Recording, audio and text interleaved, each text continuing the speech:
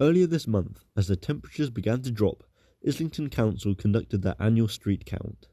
This yearly activity sees volunteers and council workers walk the streets of the borough to count the number of people sleeping rough. This year, the total of rough sleepers was 51. This is an increase of 9 from the results of the 2018 count. And according to the Greater London Authority, the number of people seen rough sleeping in London as a whole also increased by 18%. Once again, the most common reason for leaving their previous permanent accommodation was eviction or being asked to leave.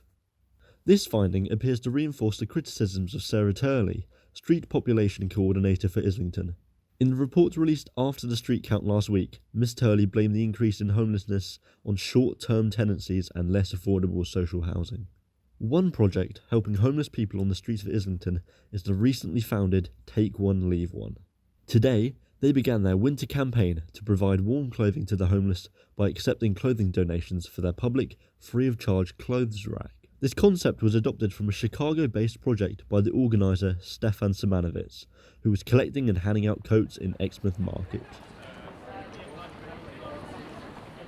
What we need to do is address the root causes of homelessness and inequality and poverty and austerity in this country. The 6 richest people in this country have the equivalent wealth to the poorest 13 million. This is a societal structural imbalance. And even now you see people arriving, dropping clothes off. It's a way in which a community, people who work and live around here can help homeless people where they live. And it is shocking that in a country which is the 5th or 6th biggest economy in the world that this is happening, particularly since homelessness is something that we can deal with.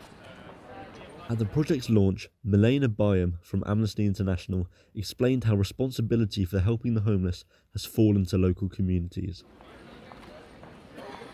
This doesn't take away from the responsibility of politicians and the government to solve the problem, but it's a little thing in the meantime to ensure that people don't die in our streets, and they do, The obscenely wealthy, they want to keep what they have and increase it and accumulate more, whereas people who have less are more willing to share.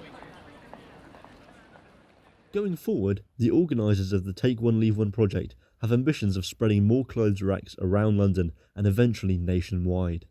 Stefan also expects more local businesses and restaurants to get involved, offering pledge cards for free food and drink for those in need. An unfortunate necessity, as data from Chain shows that less than a quarter of rough sleepers have been helped into accommodation by homelessness services this year.